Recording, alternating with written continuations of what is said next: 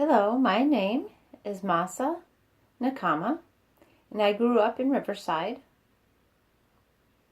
I grew up in a deaf family, and today I'd like to talk to you about my favorite hobby, and that hobby is watching movies. I've done it my whole life. And why? Because my parents would be off talking, and I could sit and watch the action and watch the captions, and I just really enjoyed it. So two movies that are my favorite are The Goonies, and the second one is Moulin Rouge. So we'll discuss The Goonies first. It was about a group of kids that were shunned by the group at large, and they were hanging out by a house that would soon be demolished. So they tried to find a way to save their home, and they found a treasure map.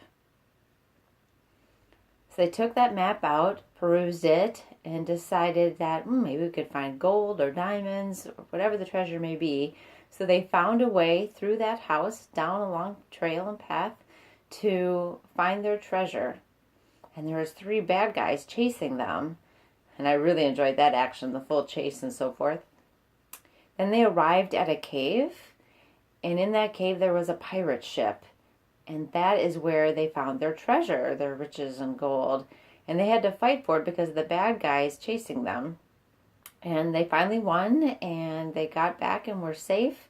And they're able to give their family the treasures and be able to save their home. And growing up, I felt isolated. I didn't have a group of friends like that I could hang with and have that wealth. And so I really connected with it that way.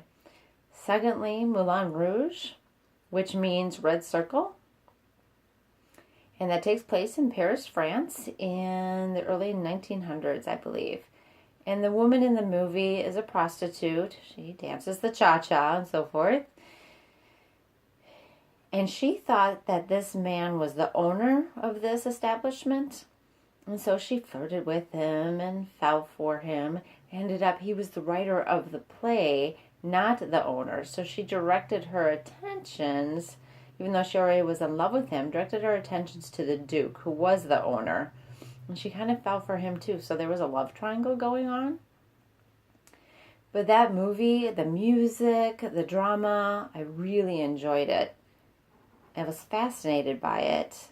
And even the music, the lyrics, I followed those through the captions, and they really impacted me. And near the end of the movie, the woman was in the dying process. She was very ill, and no one knew. So she decided she didn't want the Duke anymore, and she was much happier with the first man. She had fallen for him, and this man really tried to take care of her near the end when she was sick, but unfortunately she still passed away. And so really for me, you can love and be loved, and that's impactful for me. I hope that happens for me in the future when I meet someone. Yes, you have a question? You said you related to the Goonies movie because you felt so isolated. Your parents were deaf. You went to the school of the deaf. Why did you feel so isolated? I did not attend the school for the deaf growing up. I was mainstreamed.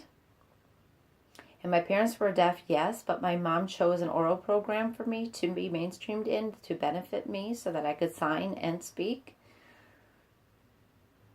But the kids around me kind of avoided me. We didn't socialize because of that.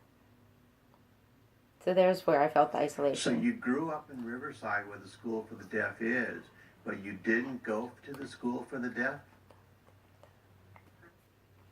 That's correct. Riverside is a town near where I grew up. Ontario is the name of my town, but no one knows where that is, so I just say I'm from Riverside, even though I'm from Ontario. When you went to your mainstreamed classes, did you use interpreters? I used interpreters for English and math subject areas, and then the rest of the areas I was in the deaf ed program. If as an adult you could go back in time, would you go to the mainstream school or a school for the deaf? And why?